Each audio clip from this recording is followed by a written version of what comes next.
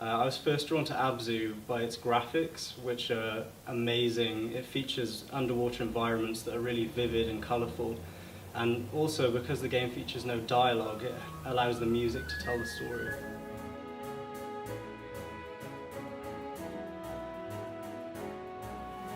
Abzû is a unique experience, as a concert of this type hasn't been put on by students at the college before.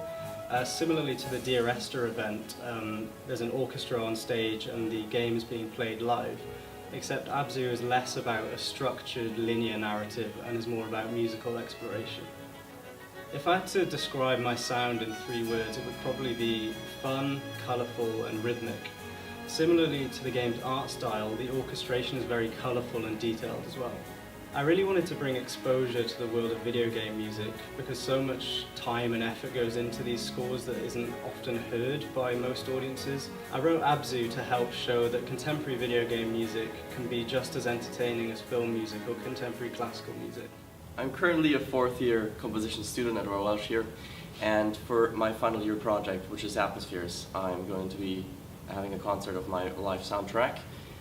Basically, I went on a road trip with a friend of mine who's a Cardiff-based artist here, and we decided to make a film together.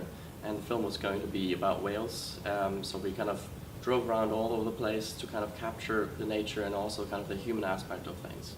Fairly early on in the process, we knew that I was going to write the music for this film, but we also wanted to kind of have collaboration on the film level, so I would kind of be part of that directing team as well with him. The audience can expect a piece full of vocals, manipulated vocals, especially electronically, and string quartet.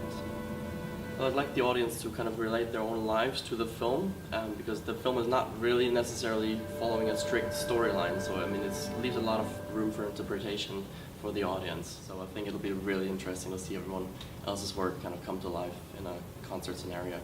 With, I think, 13 or so composers putting on concerts this year, it looks like it's going to be one of the most diverse atmospheres yet.